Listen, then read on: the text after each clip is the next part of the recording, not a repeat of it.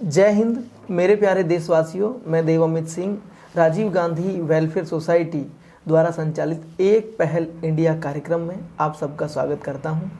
और आज हमारे साथ हैं राजस्थान से प्रिया सिंह। और ये इतना बड़ा नाम है जिसने आज एक ज़मीन मतलब कहते हैं ना कि फर्श से अर्श तक का सफ़र जो तय किया है।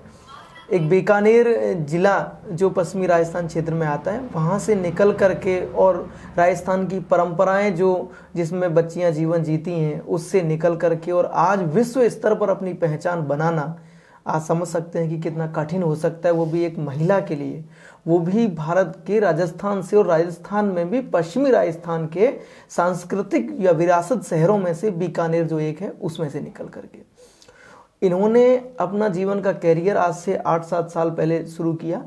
और आज ये राजस्थान का प्रतिनिधित्व बॉडी बिल्डिंग में ये 3 बार राजस्थान की मिस राजस्थान रह चुकी हैं और बॉडी बिल्डिंग में इन्होंने बहुत सारे गोल्ड मेडल अवार्ड अभी तक जीते हैं। और आपको देखने से ही लग रहा होगा मैम का कि कितनी मेहनत इन्होंने की है।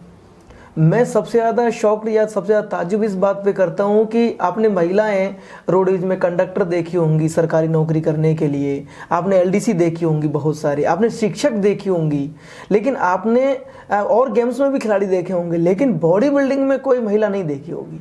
ये एक ताज्जुब की बात है कि इन्होंने एक ऐसे क्षेत्र को चुना जहाँ पर कोई अपना कैरियर नहीं खोजता है और इन्होंने एक मिसाल बना दिया।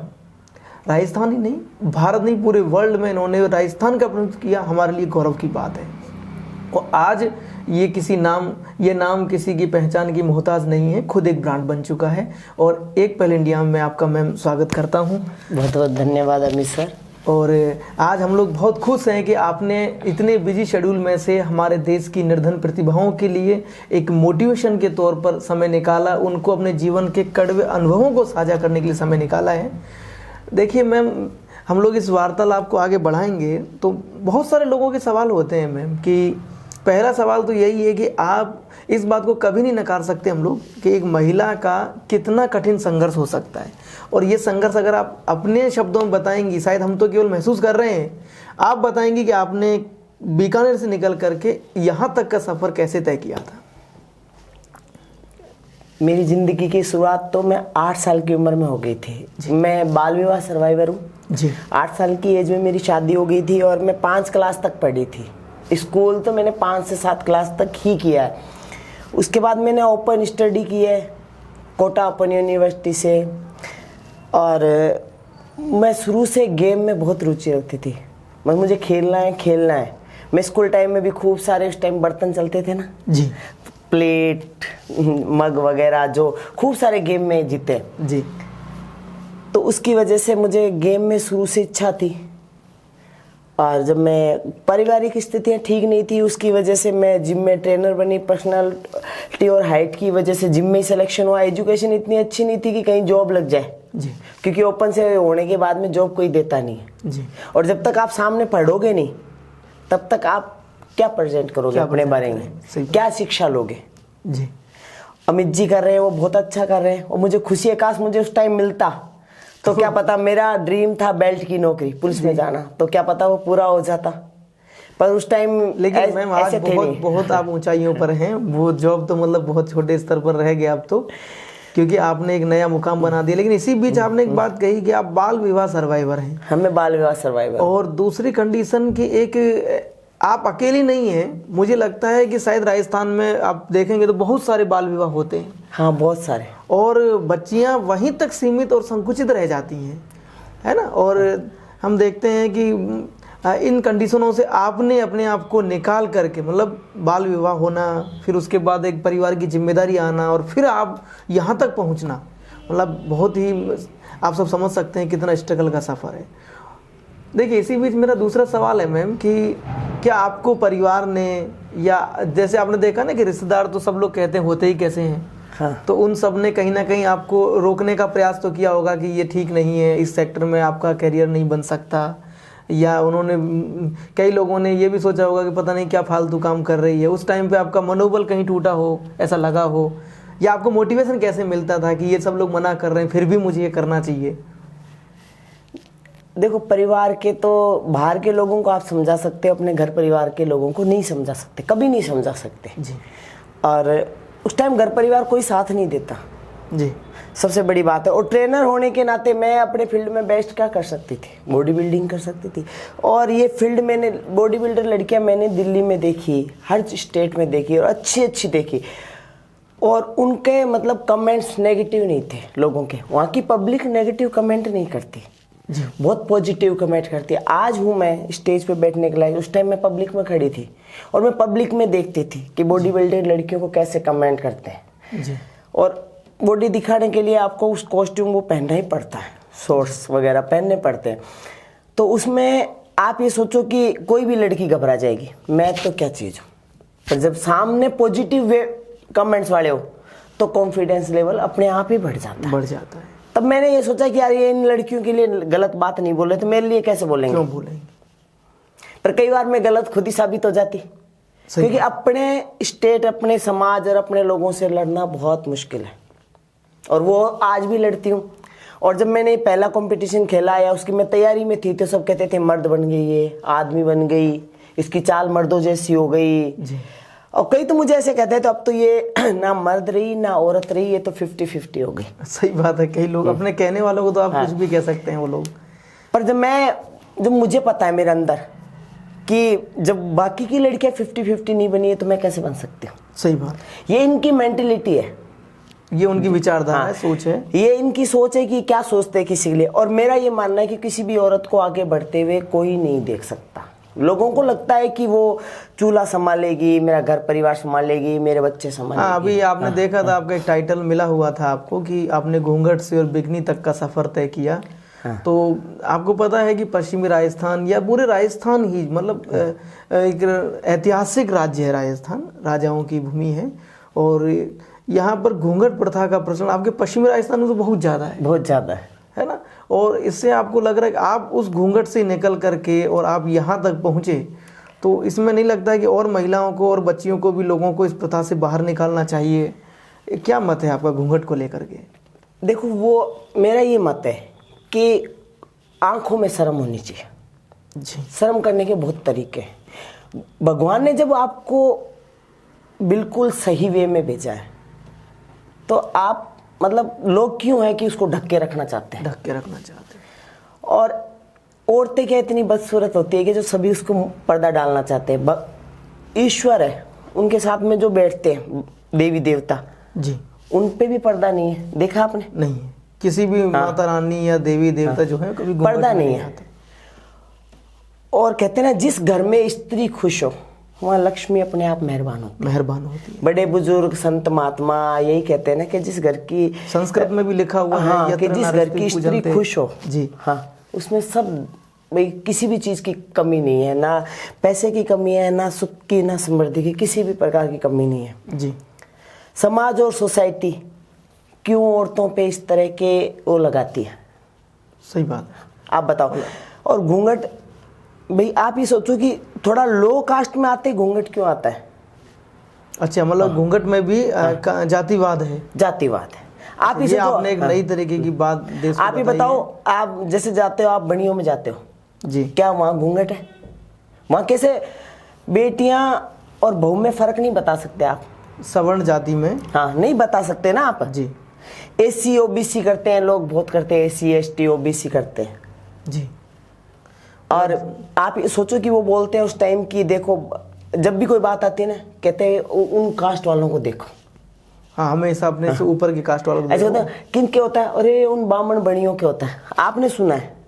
सही बात। जब आप उनको देख रहे हो तो उनकी संस्कृति, उनके कल्चर भी तो देखो, वो कैसे अपनी बहु बेटियों को, बहुओं को बेटियों का दर्जा देते हैं। उन पे कभी नहीं थोपते कि आप घूंघट निकालो। सही बात। उनको कभी नहीं कहते कि आप अपने ससुर से बात मत करो, आप उनको कभी नहीं कहते कि सास से बात मत करो। तो कई बार हमें मतलब इन समाज से भी ये सीखना चाहिए कि सवर्ण समाज में जो लोग होते हैं वो अपनी बच्चियों को, अपने बहुओं को, सबको एक समानता के साथ रखते आ रहे हैं। बिल्कुल रखते हैं, मैं तो रिस्पेक्ट करती हूँ उन चीज़ की। सही बात है। कहते हैं ना कि आप एक चीज़ सोचो, आपने मेरे से बहुत अच्छा क्वेश्चन किया, मैं सच बता रही हूँ, मैं कब से बोलना चाह रही थी इस बारे में जी। आप एक सोचो कि ऐसे बोलते हैं ना कि देखो बहू को, अरे वो दुख दे रहा है, वो तकलीफ दे रहा है, या वो ऐसा कर रहा है, हाँ तो वो इसलिए कर रहा है, वो इसलिए कर रही है कि आपने अपनी बहू को कभी बेटी का दर्जा नहीं दिया। अगर आप उसको बेटी का दर्जा देते ना, वो बहू कभी ऐसा नहीं करती। सही बात है।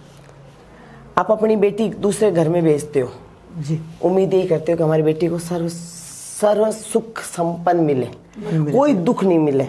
सामने वाले की बेटी ला रहे हो, उस टाइम भी तो सोचो आप। सही बात कि वो उसने भी उसी उम्मीदों के बल पे भेजा होगा कि मेरी बेटी अब उस घर को अपना घर समझेगी। हाँ, तभी समझेगी ना जब आप बेटी बना के रखोगे। सही बात। कैसे समझेगी आप बताओ? माँ बाप कहते हैं ना, माँ बाप इच्छा पूरी करते हैं, सास ससुर भी इच्छा पूरी करते हैं। ऐसे सास ससुर भी, मैंने कई सास ससुर देखे हैं जो खूब अपने बहुओं को बेटियों के बराबर बुला के पढ़ाते हैं, लिखाते हैं, उनको नौकरी भी लगाते हैं। अभी आपने देखा होगा ना कि जिनका बेटा कम उम्र में खत्म हो गया, वो अपनी बहू को पढ़ाते हैं, लिखाते हैं और फिर उसको पैरों पे खड़ी करके दूसरे घर भेज देते हैं। तो उनसे भी कुछ सीखना चाहिए। आजकल समाज में बहुत परिवर्तन आ गए हैं। हाँ, और ऐसी चीज़ों पर कई बार हमने देखा है कि फिल्मांकन भी हुआ है, मूवियाँ भी बनी हैं। हाँ। लोगों में प्रेरणा दी जा रही है। और जैसे दूसरा सवाल मेरा ये है कि अभी आप देख रहे हैं कि ये तो एथलेटिक बनने तक का सफ़र है, लेकिन दूसरा मेरा ये कहना है कि आज राजस्थान में मतलब बेटियों को हर पिता अपनी बेटी को असुरक्षित मानता है और कई बार वो अपनी बच्चियों को पढ़ने के लिए दूसरे ज़िलों में भेजने से पहले कतराता है।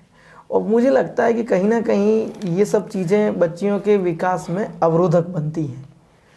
तो आपको क्या लगता है कि बच्चियों को बाहर भेजते समय जो पिताजी हैं वो डरते हैं, तो उनके लिए क्या विचारधारा ही जिम्मेदार है केवल, या समाज जिम्मेदार है, या उनकी सुरक्षा वास्तविकता में नहीं है दूसरे शहरों में या बाहर घर से, या फिर बच्चियां खुद भी गलतियां कर देती हैं जिसकी वजह से ऐसा देखने को मिलता है? देखो सर, इस बारे में मैं यही कहूँगी, वास्तविकता में सुरक्षा तो है ही नहीं। सुरक्षा नहीं है, सच में सुरक्षा नहीं है। बेटियां कहीं भी सेफ नहीं है। ठीक है। और पेरेंट्स इसलिए डरते हैं कि मेरी बेटी बाहर जाए, जैसे घर में सेफ हो वैसे बाहर भी सुरक्षित हो। और इसकी वजह से सबसे ज़्यादा प्रभाव बेटियों पे पड़ता है। सही बात है। ना उनको अच्छी स्टडी मिल पाती, ना वो कहीं कोचिंग कर सकती, ना बाहर का एनवायरनमेंट देख सकती। तो गांव में भी 12 के बाद में पढ़ाई बंद है। पढ़ने के लिए आपको बाहर कॉलेज तो जाना ही पड़ेगा, और हर गांव में कॉलेज नहीं होता। सही बात। इस कारण वो क्या करेंगे, पेरेंट्स ज़्यादा दिन बेटी को बिठा के नहीं रख सकते, इसकी वजह से कम उम्र में शादी कर देते हैं।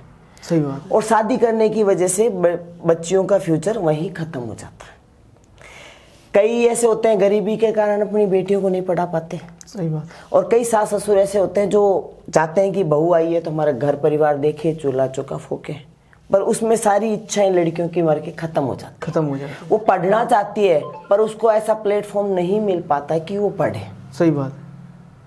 तो अगर गांव में ये सब सुविधा बैठे मिल जाए तो आज हर जगह, हर क्षेत्र में जाओ आप, देख केरल में जाओ, हैदराबाद में जाओ, मुंबई में जाओ, दिल्ली में जाओ, हर जगह बेटियां हैं और खूब अच्छा नाम कर रही है जी। इधर राजस्थान में ऐसा है कि बेटियां बहुत कम मिलेगी आपको पढ़ने में। और जैसे शहर में मान लो कोई पेरेंट्स कर्जा लेके बेटियों को भेज भी देता है, तो जो चीज़ें इन्वायरमेंट गांव में नहीं है वो शहर में देख के बच्चियां खुद अपने रास्ते से भटक जाती हैं। तो उसमें कई बार महानगरों की जो चमक है उसमें खो जाती है। जो उन्होंने गांव में नहीं देखा वो शहर में देख लेती है। तो उनको ऐसे लगता है कि भाई ये आर्टिफिशियल चमक ही फ्यूचर है अपना, पर वो फ्यूचर नहीं होता। सही बात। और जो सीरीज सच में पढ़ने आती है 2%, 90 में आप ये सोचो 100 में 2% लड़के पढ़ के निकलती है। सही बात। 98% अक्सर अपना रास्ता खो जाती है। सही बात। तो ये आपने सवालों के जवाब दिया अभी, और यहाँ तक आपने देखा कि ये संस्कृति की बात थी।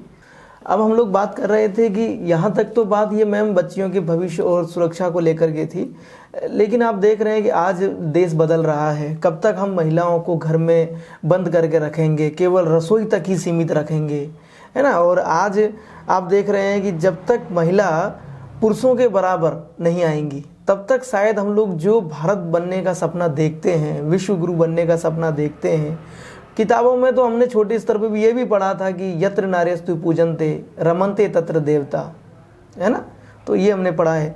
तो नारी की पूजा होती है और नारी सर्वश्रेष्ठ है, और विद्या की जो देवी है वो भी सरस्वती ही है, और धन संपदा की देवी भी लक्ष्मी ही है। तो हम लोग कब तक इसे बाउंड करके रखेंगे? अब ज़रूरत है इसे बाहर आकर के बराबर मौका देने की, अवसर देने की। मेरा सवाल ये है कि अभी हम लोग एक नया प्रोग्राम स्टार्ट कर रहे हैं राजस्थान के सभी सरकारी विद्यालयों, महाविद्यालयों में, आवासीय विद्यालयों में, विश्वविद्यालयों में। जो बच्चे बच्चियाँ IAS RAS का सपना देखते हैं बनने का, जिनके पास पैसे नहीं होते हैं, उन बच्चों को हम फ्री पढ़ाने के लिए एक मुहिम चला रहे हैं। और ऐसी एक स्कीम बनाई है कि बच्चे गांव-गांव तक हमेशा पीढ़ी दर पीढ़ी फ्री पढ़ते रहें इस तरीके से। तो आपसे कोई बच्चा या कोई टकराया हो जिसको ऐसा लगा हो कि मुझे IAS बनना है मैम, और या मैं पढ़ना चाहता हूँ लेकिन पैसा नहीं है, तो ऐसा कभी वाक़या हुआ हो तो आपके दिमाग में आया हो कि शायद कोई ऐसा संस्थान मिले जहाँ मतलब बच्चा फ्री पढ़ सके, या क्या योजना होनी चाहिए? तो आप किस दृष्टि से हमारे इस प्रोग्राम को बच्चों के लिए देखते हैं? जब मैं पहली बार आपसे मिली, आप जब ये बहुत अपने लेवल तक ही कर रहे थे आप, और मुझे सच में बहुत खुशी भी हुई। मैंने बहुत लोगों को बताया भी है, और ये बहुत अच्छा भी है। देखो, बॉडी बिल्डर हूँ मैं, नाम है, पर पैसा तो नहीं है मेरे पास जी। मुझे भी अपनी इच्छाएं मारनी पड़ रही है, अपने बच्चों के लिए भी मारनी पड़ रही है। नहीं है मेरे पास पैसा। आप ये सोचो, कोचिंग हब में आज मेरी बेटी को कोचिंग करनी है, तो मैं वहाँ कोचिंग वाले कितना पैसा मांगते हैं? मैम कोचिंग में फीस तो बहुत ज़्यादा है, बहुत ज़्यादा। तो मैं भी सोचती हूँ, और सच बता रही हूँ, मेरी कंडीशन खुद की भी ऐसी है कि मैं बॉडी बिल्डिंग के लिए, अब मुझे इंटरनेशनल खेलने जाना है, मैं बॉडी बिल्डिंग का खर्चा निकालूँ, या मैं बॉडी बिल्डिंग करूँ, या बच्चों को कोचिंग कराऊँ, मैं करूँ क्या जी। और अपने देश और अपने स्टेट का नाम भी रोशन करना है, और अपने बच्चों को भी इस चीज़ से वंचित नहीं रखना है। नहीं रख सकते, सही बात है। तो मैं दूसरे का क्या बोलूँगी? मैं खुद का मैं बताती हूँ ना, मैं सोचती हूँ। सही बात है। मैं खुद कितनी कोचिंग में विजिट करके आ चुकी हूँ, पर मैंने जब अमित जी का सुना, सच में मेरे को इतनी खुशी हुई। और मैं तो हर बच्चे से निवेदन करूँगी कि अमित जी की कोचिंग ज्वाइन करें, और हर कॉलेज, हर सरकारी स्कूल में आप लगा रहे हो तो ये बहुत ही अच्छा काम है, बहुत नेक काम है। और मतलब मेरे पास शब्द नहीं है, मैं क्या कह सकती हूँ जो आपने इतना अच्छा किया है। और इससे ना बहुत सारे जिंदगी में आप ये सोचो बहुत सारे सुधार होंगे। हर बच्चा पढ़ सकेगा, हर बच्चा जॉब लग सकेगा, हर बच्चे की इच्छाएं पूरी होगी। मतलब मन मार के तो ना पेरेंट्स जी सकते ना बच्चा जी सकता। सही बात है। तो पेरेंट्स को भी अब डरने की जरूरत नहीं है, वो भी अपने बच्चों को आज के ज़माने में सबसे पास मल्टीमीडिया फ़ोन है जी, और सबके मतलब छोटे से छोटा गांव है उसमें सरकारी स्कूल आपको मिलेगा ही मिलेगा जी। तो ये बहुत ही अच्छा और नेक काम है। और मैं तो अमित जी से निवेदन करूंगी, अमित जी आप इसको कंटिन्यू रखें। जी, अभी मैम हम लोग जो लगातार संघर्ष कर रहे थे 5 साल से, हमें अभी ये सफलता मिली। और मैं तो धन्यवाद देता हूँ माननीय मुख्यमंत्री अशोक गहलोत जी का, जिन्होंने मतलब ये सरकार इतनी संवेदनशील है कि हर मजबूरियाँ समझ रही है आज। नहीं तो आप देख रहे हैं कि कोचिंगों में फीस 2 लाख 3 लाख रुपया ये इसकी फीस है, और मजदूर वर्ग तो शायद कभी बच्चा जा ही नहीं सकता वहाँ। आप 2 लाख 3 लाख से छोड़ो, वो अलग पीजी रहना खाना, पेरेंट्स घर वालों से दूर रहना एक गरीब आदमी नहीं कर सकता। और कहीं ना कहीं इस पर आपने देखा है, हमने भी, मैंने तो खुद ये मतलब देखा कि अफसरशाही कहीं ना कहीं हावी है हमारे इस तबके पर। क्योंकि जैसे जो लोग IAS बन चुके हैं, RAS बन चुके हैं, या सरकार का हिस्सा बन चुके हैं, और वो लोग वहाँ जाकर के इनके बारे में बहुत कम सोचते हैं। नहीं, को सोचना तो दूर, वो उनके दिमाग में ये चीज़ आती नहीं कि हमें कुछ करना चाहिए। हम किस जगह से, आज मैं एथलीट हूँ, बॉडी बिल्डर हूँ, मैं चाहती हूँ हर अपने स्टेट से हर 2 लड़की हर 4 लड़की आए। और आज राजस्थान का इतना बड़ा हो कि राजस्थान में इतनी बॉडी बिल्डर लड़कियाँ, पर नहीं, वो आ ही नहीं रही। सही बात है। वो इसलिए नहीं आ रही क्योंकि समाज का डर है, सोसाइटी का डर है। मैं हर महिलाओं से ये कहती हूँ, आज अमित जी ने मुझे इतना सम्मान करके बुलाया है, मैं भी बॉडी बिल्डर हूँ, उनको भी पता है मेरी क्या मतलब कहाँ तक सीमा है। और मैंने कोई गलत काम थोड़ी नहीं किया। आज इन्हीं लोगों की वजह से मेरी पहचान है। ना ये मेरी माउथ पब्लिसिटी करते, ना मुझे आज ये इतना अच्छा प्लेटफॉर्म देते, ना मुझे जानते कौन प्रिया सिंह। सही बात। मैं खुद ऐसे समाज से हूँ जहाँ SC ST में बहुत बड़ा फर्क है। सही बात। और दूसरी चीज़ ये है, आप ये सोचो कि मैं पश्चिमी उधर बीकानेर साइड में हूँ, तो वहाँ तो शादी के बाद में 5 कलर ही होते हैं। सास बहू से नहीं बोलती। अच्छा। हाँ, ये सच्चाई है। ये सास बहू से नहीं बोलती, बहू सास से नहीं बोलती। मरने मर जाएगी पर वो घूंघट कभी नहीं हटाती। मर जाती है सास तब भी वो इतना घूंघट में रहती है। ये तो मैं बहुत ही मतलब, आप बताइए, एक व्यक्ति जो इंसान को जीवन मिला है ना, सबसे कहते हैं कि आपने एक कहावत सुनी होगी कि हंसना केवल इंसान की किस्मत में है। हाँ, है ना। तो आपने कभी गधे को हंसते हुए नहीं देखा होगा। नहीं। और जिस दिन कभी तुम गधे को हंसता हुआ देख लें, समझ जाइए कि वो अब इंसान बनने की तैयारी। मेरी मम्मी आज भी मेरी दादी से घूंघट निकालती है। और मेरी मम्मी 70 इयर्स की, आप सोचो। आप बताइए, जो ये जन्म मिला है मतलब आनंद के लिए मिला है, कुछ करने के लिए मिला है, उसमें आप एक ऐसी बाउंडेशन कि बस आपको पर्दे में ही रहना है, शायद एक सजा जैसा नहीं लगता है कि एक सजा दी जा रही है महिलाओं को उधर, कि बस आप यहाँ जन्म, मतलब महिला होना ही एक सजा हो गया अपने आप में। एक ऐसा सबसे बड़ी सजा मैं बता रही हूँ, अपने क्षेत्र की बता रही हूँ, दूसरे क्षेत्र की मैं नहीं कह सकती। पता है, माँ बाप लड़की की शादी हो जाती है ना, तो ऐसा सोचते हैं ये कंधों पे बहुत सारा बोझ था, उतर गया। उसके बाद वो एक ही बोलते हैं, बेटा मरना है तो अपने ससुराल में मरो, जीना है तो ससुराल में मरो। अब हम जिम्मेदार नहीं है। बेटी होके क्या गुनाह कर दिया, क्या पाप कर दिया। उसी रास्ते से बेटा आया है, उसी रास्ते से बेटी आई है। उतना पेनफुल बेटी के लिए रहा है, उतना ही पेनफुल बेटे के लिए। फिर क्यों बोलते हैं कि भाई ये तेरा घर, ये मेरा घर। सही बात। औरत कहाँ जाएगी? ससुराल वाले क्या कहते हैं, दूसरे घर से आई है। माँ बाप कहते हैं दूसरा घर है, कहाँ है बेटी, कहाँ? सही बात है ना। ससुराल में उसका घर होता है ना, पीहर वो जो मैं बोल रही हूँ ना, वो एक दर्द एक बेटी बर्दाश्त कर सकती है, कोई दो नहीं। अगर ससुराल वालों ने दुख दिया तो माँ बाप को नहीं बोल सकती, माँ बाप ने कुछ कहा तो ससुराल वालों को नहीं कह सकती। एक जो बेटी सफर कर रही है ना, बीच वाली, वो बेटी जानती है। मैं सभी बेटियों से निवेदन करती हूँ, इतना अच्छा प्लेटफॉर्म मिला है, उसे मत खोइए, अपनी पहचान बनाइए, अपने पैरों पे खड़े होइए, अपना खुद का। इसमें एक मैं भी एक उदाहरण देना चाहूँगा कि मुझसे पूछा था, अभी एक आरएएस ऑफिसर थे, मैं जल्द ही आपको इंट्रोड्यूस कराऊंगा इस बारे में। तो उन्होंने पूछा था कि तुम ऐसा क्यों करते हो, मतलब तुम्हें क्या सनक चढ़ी है कि तुम गांव-गांव तक प्रसारण करना चाहते हो। तो उन्होंने मेरे से प्रश्न पूछा, तो मैंने जवाब दिया कि सर मान लीजिए मेरी सिस्टर है और वो आईएएस बनना चाहती है। समस्या क्या होती है कि पिता जिस उम्र में बेटी की शादी करने की जिम्मेदारी आती है, उसी उम्र में पिता के सामने वो बेटी आके बोलती है कि मुझे तैयारी करनी है। वो दोनों में फंस जाता है कि मैं इसको तैयारी करवाऊँ या फिर इसकी शादी करूँ। जब वो कई दिनों तक सोचने के बाद एक निर्णय लेता है कि मुझे इसकी शादी करनी चाहिए, और जो पैसा मैंने बचत करके रखा है वो पैसा वो दहेज में लगाता है और एक अच्छा लड़का ढूंढने का प्रयास करता है। शादी हो जाती है, उसे कोई जॉब वाला लड़का भी मिल जाता है। अब लेकिन उसकी मन की इच्छा थी कि नहीं, मुझे लड़का नहीं, मुझे तो आईएएस बनना है, मुझे कुछ करना है, लेकिन उसके सपने वहीं पर टूट जाते हैं। मैंने कहा कि सर जब उस बच्ची को मौका नहीं दिया गया तो कहीं ना कहीं उसकी प्रतिभा को हमने दबा दिया है। अगर वो पैसा एक पिता ये सोचता है कि मैं अगर शादी के बजाय कोचिंग में लगा दूं, तैयारी में लगा दूं, शायद ही आईएएस बन जाए, लेकिन उसे डर होता है कि कहीं ना कहीं फेल हो गई तो फिर इसकी शादी कैसे करूंगा। मैं उस जो व्यवधान है उसे हटा करके, अगर मेरी सिस्टर की शादी किसी दूसरे गांव में कर दी है, ससुराल वाले जयपुर नहीं भेज सकते, दिल्ली नहीं भेज सकते, तो मैं चाहता हूं कि हम लोग ये व्यवस्था लेके तुम्हारे गांव आ गए हैं, अब तुम अपने गांव में ही पढ़ लो, सरकारी विद्यालय में तुम्हारे नज़दीक है, वहीं कक्षाएं चल रही हैं, वहीं पढ़ लो। तो ऐसी बहुत सारी बेटियां जो अपने सपनों को मार के बैठी हैं शादी के बाद, मैं चाहता हूं कि उनको भी समानता से अवसर मिल जाए, इसलिए हम लोग ऐसा कर रहे हैं।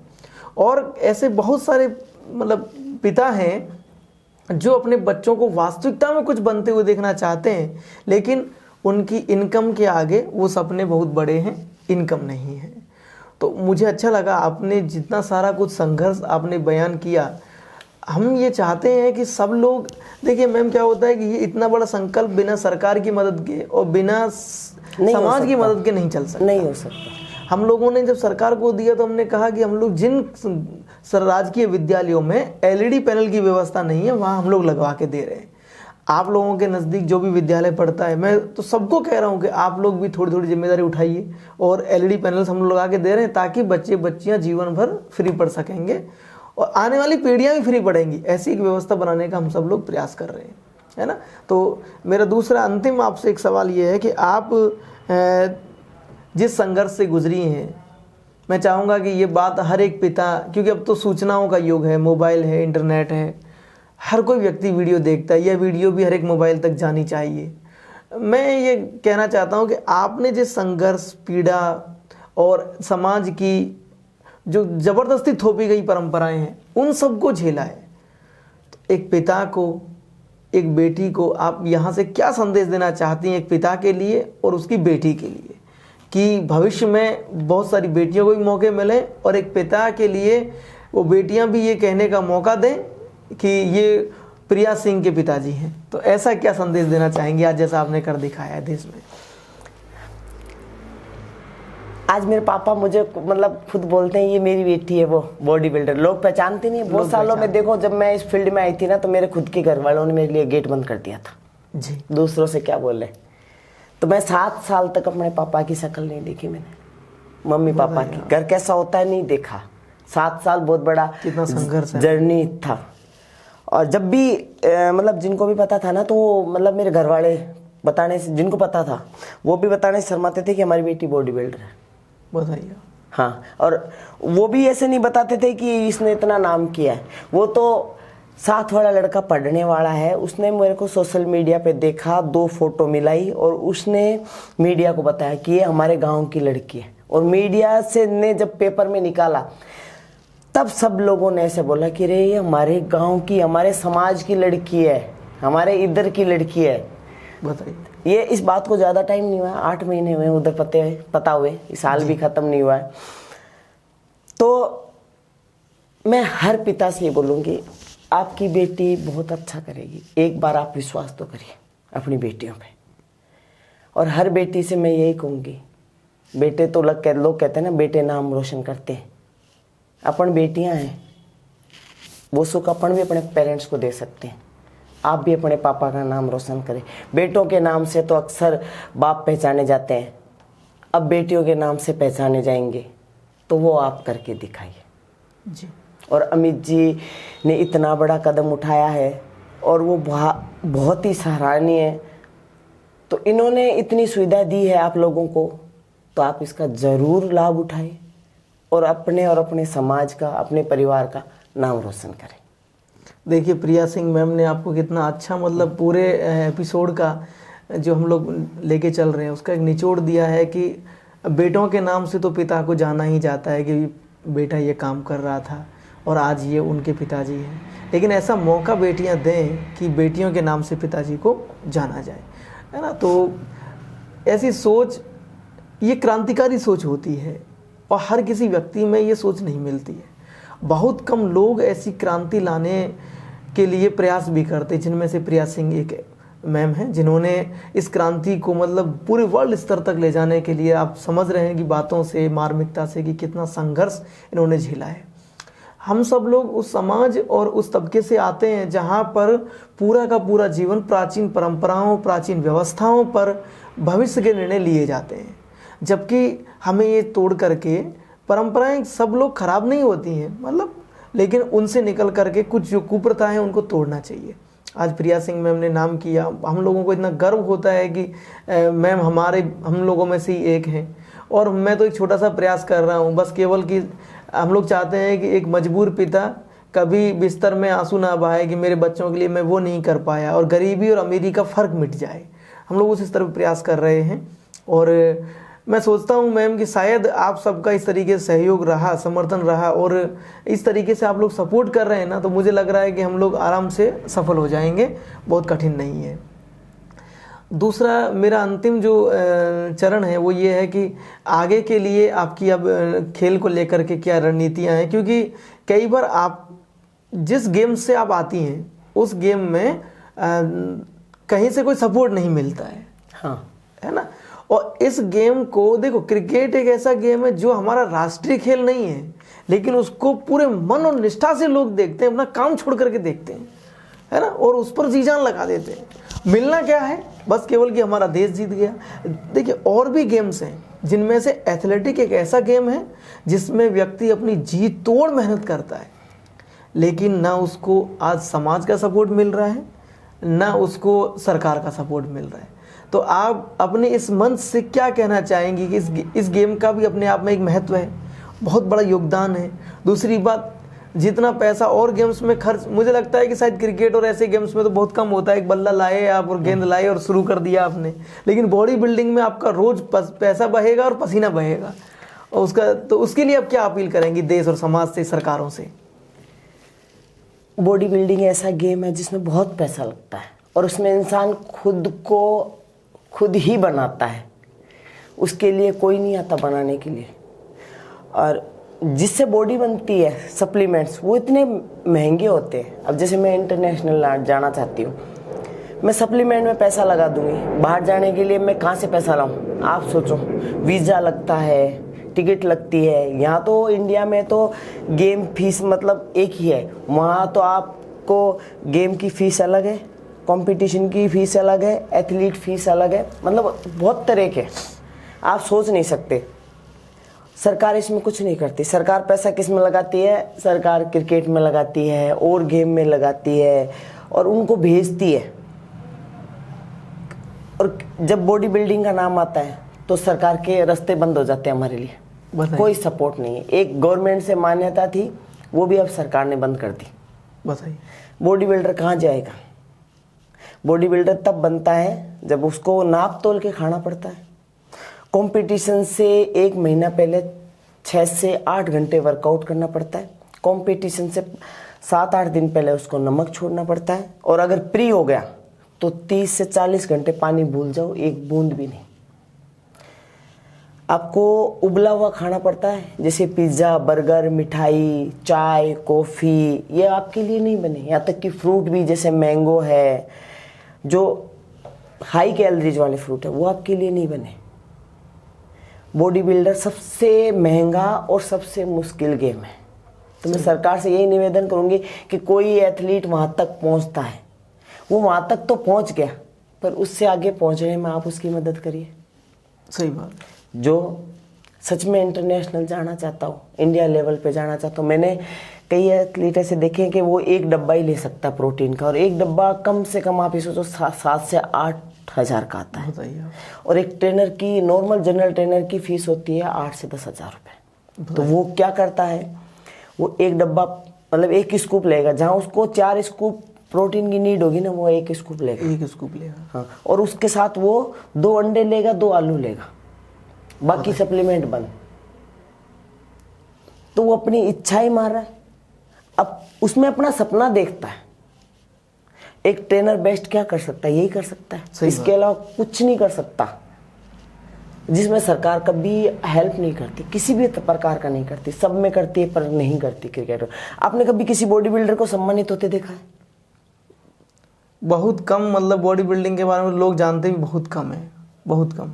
मेरा एक, हमारे भी एक जानकार हैं मनोज, मैंने बताया था आपको, वो भी हम लोग बहुत वो टॉप पे पहुंच गए जब जाके नाम सुना था उसका कि मनोज है। हाँ। कोई तो सम्मानित करने के लिए। दूसरी बात, जब आप मेडल जीत के लाते हैं और जब गांव में या कहीं भी आपका बैंड बाजे का स्वागत किया जा रहा है, तो भाई किस गेम्स में खेल के आए हैं, तो बॉडी बिल्डर, अरे यार ये तो, आप ये सोचो क्रिकेट की टीम खेल के आएगी तो 12 एथलीट है, 12 से 12 का सम्मान होगा। जब स्टेज पे बॉडी बिल्डर खड़ा होता है ना, तो 12 हो 20 हो, उसमें से 3 सेलेक्ट होते हैं। 3, जबकि आप ये सोचो 20 ने मेहनत तो करिए ना, तो 3 सम्मानित होंगे, तो मेडल तो 3 ही बने। बाकी नेक्स्ट टाइम बेटर लक। सही बात। तो waste of money, waste of मेहनत। सही बात। क्या उस टाइम सरकार आती है?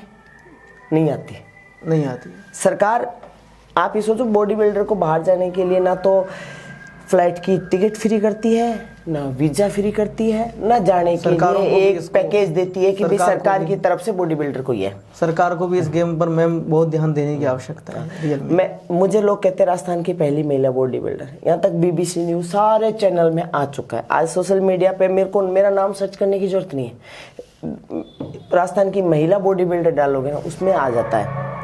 पर सरकार के कान अभी तक खुले ही नहीं है मेरे लिए, बुलाते नहीं है मेरे को। लोग मेरे को बोलते हैं सरकार ने तेरे लिए क्या किया? कुछ नहीं किया। मैं किसी सरकार के अगेंस्ट नहीं हूँ, खिलाफ नहीं हूँ, पर जहाँ सरकार कोशिश करिए ना कि घूंघट पर्दा हटाएं और राजस्थान को साक्षर करें, महिलाओं के लिए कुछ करें, जहाँ घूंघट पर्दा प्रथा हटी है, जहाँ मैंने नेशनल इंटरनेशनल पे अपना नाम किया है, देश का नाम किया, समाज का नाम किया, स्टेट का नाम किया, वहाँ किसी को पता ही नहीं है कि भी ऐसा भी कोई है। सही। आज के संघर्षों की कहानी में हम लोग आगे बढ़ रहे थे और सरकार जब सपोर्ट नहीं करती तो आज इंटरनेट एक ऐसा ज़माना आ गया है, इंटरनेट के माध्यम से बहुत सारी चीज़ें हुए जो आप लोग सपोर्ट कर सकते हैं।